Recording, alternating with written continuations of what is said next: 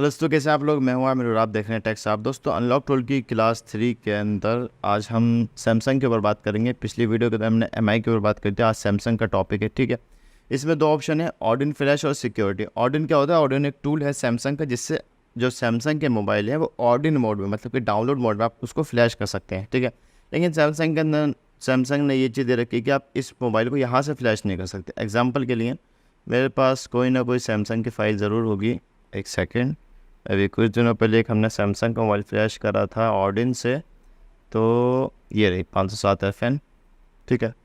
तो ये इसकी फ़ाइल ये आ गई। जो सैमसंग की जो फाइल होती है उसमें वो 4 फाइल होती है, AP file, CP file, home SC और BL फाइल, ठीक है। होम SC और CSC दोनों सेम फाइल होती है, वो डिपेंड करता है कंडीशन के ऊपर, ठीक है। ये 4 फाइल होती है। AP फाइल मेन फाइल होती है जिसके अंदर सिस्टम इमेज फाइल होती है, ठीक है। मैं इसका जो URL उसको कॉपी करता हूँ और अपने यहाँ पर लगाता हूँ। तो यहाँ पे देखें, इन्होंने एक चीज़ दे रखी कि अनलॉक टूल सैमसंग है, तो यहाँ पे वो फाइल नहीं आ रही है। अब वो क्यों नहीं आ रही है? अक्सर लोग इसको यूज़ नहीं करते हैं, ठीक है, क्योंकि देखो इसे फाइल ही नहीं आ रही। मैं सिलेक्ट करता हूँ, फाइल ही नहीं आएगी, तो यहाँ से आप मोबाइल को फ्लैश नहीं कर सकते हैं फिलहाल। कैसे कर सकते हैं अगर पता हो तो मेरे को भी ज़रूर बताना, ठीक है। एंड सिक्योरिटी पे जाएंगे, यहाँ पे आपको जितने भी मॉडल होंगे वो सब मिल जाएंगे।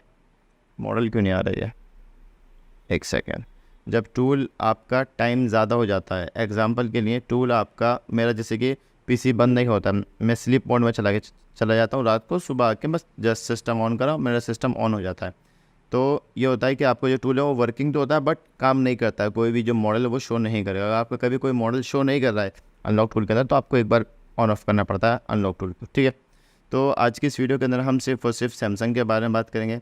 देखो, आप सपोर्ट मॉडल में जाओगे, यहाँ से मैं इसको पहले लॉगिन कर देता हूँ।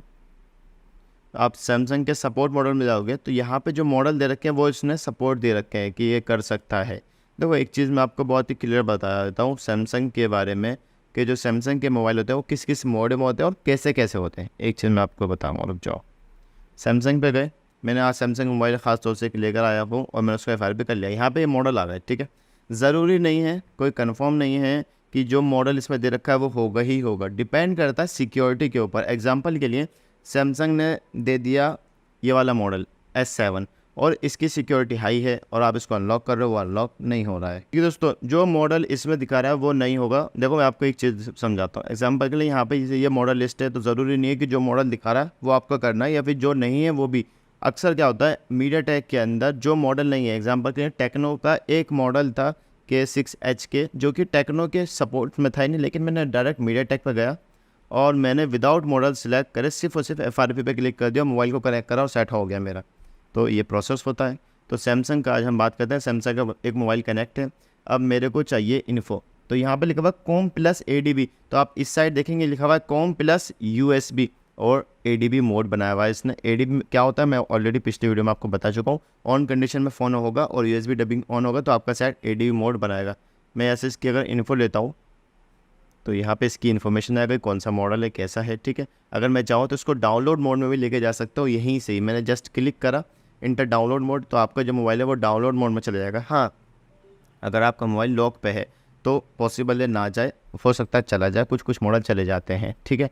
लेकिन होता क्या है कि जैसे कि ऑडिन मोड है और मैं यहाँ से मॉडल सेलेक्ट करता हूँ कोई सा A03 करा, और इस पर देखो ये CPU SPD है, क्योंकि इसमें तीनों CPU है, क्वालकॉम भी है, SPD भी है और MTK भी है। ये एक्जीनोस का भी CPU है। तो इसमें रखा है कि ऑडिन से इरेज FR पे रहती है। कुछ मॉडल होते हैं, डिपेंड ऑन मॉडल। अगर मोबाइल के अंदर कोड काम कर रहा है, स्टार है, 0 स्टार है, तो इससे हम लोग टेस्टिंग करते हैं टच वगैरह की। वहाँ पे क्या होता है, आप बहुत विदाउट मॉडल सेलेक्ट करें, फंक्शन पे जाओ और आप यहाँ से रिमूव FRP कर सकते हैं। कंटिन्यू पे क्लिक करें एंड देन इसमें जो सेकंड वाला न्यू वाला है उस पर क्लिक करें, आप प्रोसेस कर सकते हैं। अभी जो मोबाइल है मेरा डाउनलोड मोड पर चला गया और यहाँ पे इसने पोर्ट बना लिया है, ठीक है। अब सबसे पहले बात आती है, हम शुरुआत करते हैं ऑडिन से। यहाँ पे जैसे कि मैं कोई भी चीज़ सिलेक्ट करता हूँ तो वो डिपेंड करता है मॉडल के CPU पे, वो चेंज हो जाती है ऑटोमेटिक।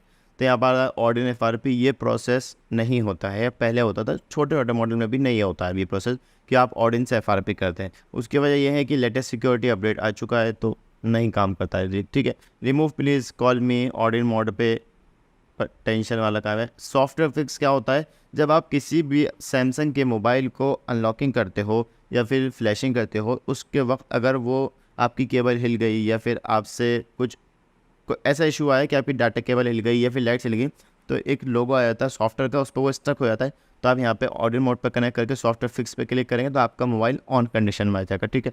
यहाँ से आप रीड इन्फो ले सकते हैं। फंक्शन में जाएंगे तो यहाँ से रीड इन्फो लेंगे। फैक्ट्री रीसेट अगर करना है कॉम मोड में, मतलब कि ऑन कंडीशन में, तो आप यहाँ से कर सकते हैं। डिपेंड ऑन मॉडल होता है, ये भी सारे मॉडल नहीं होते हैं। इंटर डाउनलोड मोड पे ले आने के लिए है ये। रिमूव एफआरपी मैंने आपको बता दिया, यहाँ से सैमसंग के मोबाइल की एफआरपी हो जाती है अगर डायलर कोड में *#0# काम कर रहा है आपका, तो ठीक है। MT के ड्राइवर जो आप अगर इंस्टॉल करने हैं MTP ड्राइवर, तो आप यहाँ से इंस्टॉल कर सकते हैं। MTP एफआरपी बाईपास नहीं होती है, ये टेंशन वाला काम है, ठीक है।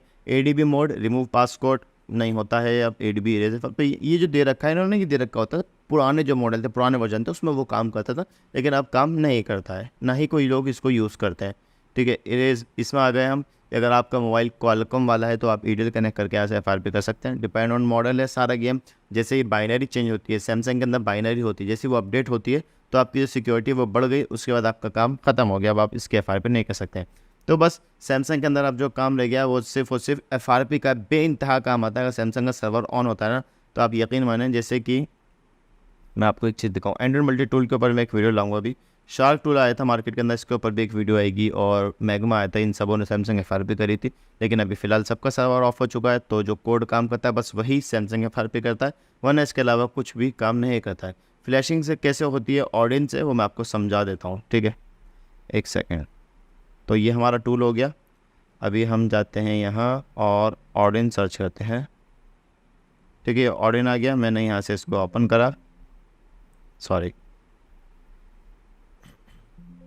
ओके करते हैं। यहाँ पे आ गया हमारा मोबाइल डाउनलोड मोड पे, तो डाउनलोड मोड पे यहाँ पे लोगो आ गया। अब इसके अंदर AP फाइल के अंदर सिर्फ और सिर्फ AP फाइल, अगर आप चाहो तो AP फाइल भी ले सकते हो। AP फाइल की जो फाइल जो KB है आप देखेंगे 5 MB की, 5 GB की है, तो जाहिर सी बात है जब 5 GB तो सिस्टम एज फाइल होगी। सिस्टम एज फाइल, यूज़र डाटा फाइल, ये ज़्यादा बड़ी फाइल होती हैं, तो आप सिर्फ AP फाइल को भी सिलेक्ट करके मोबाइल को फ्लैशिंग कर सकते हो। मोबाइल अगर ऑन कंडीशन में है, उसको डाउनलोड मोड पर लेके जाना है तो आप अनलॉक टूल यूज़ कर सकते हो, वरना तो एक जिग आती है, मेरे पास जिग इस टाइम तो शायद ना हो, एक छोटी सी पेन ड्राइव जैसी होती है, वो डाटे जैसे कि हमारे USB होती है वैसे बस USB लगाए ऑन कंडीशन में, लेकिन वो काम करती थी पहले वाले मॉडल में, पहले वाले वर्जन में। अब जो लेटेस्ट वर्जन उसमें वो काम नहीं करती है, ठीक है।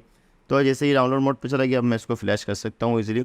तो बस यही छोटी सी बातें हैं सैमसंग के बारे में जो मैंने आपको बता दी। कोड काम कर रहा है तो आप सैमसंग एफआरपी कर सकते हो। कौन कौन से टूल काम करते हैं, अगर जैसे कि एग्जाम्पल के लिए मैं आपको एक चीज़ दिखाऊं, कोई A03 है, इसमें दे रखा है बाइनरी U1, आपके पास A03 कोर आया U2 बाइनरी को आप ये यूज़ कर सकते हैं। अब इसमें दे रखा है कि SPD है, SPD वाले हो जाते हैं। SPD क्या होता है, वॉल्यूम अप डाउन से कनेक्ट करोगे वो पोर्ट बनाएगा एंड देन हो जाएगा। अगर नहीं हो रहा है तो कभी भी तो SPD के CPU में जाओ, SPD के अंदर, और यहाँ पर ब्रांड सेलेक्ट करो सैमसंग का, और जो मॉडल SPD CPU के वो यहाँ पर आ जाएंगे, तो आप उनका यहाँ से भी अनलॉकिंग कर सकते हो। तो आप जस्ट क्लिक करोगे तो उसकी एफआरपी और फॉर्मेट वगैरह आप यहाँ से कर सकते हो। उम्मीद करता हूँ वीडियो पसंद आएगी, वीडियो को लाइक करो, शेयर करो, कोई प्रॉब्लम हो तो कमेंट्स करो। Thanks for watching.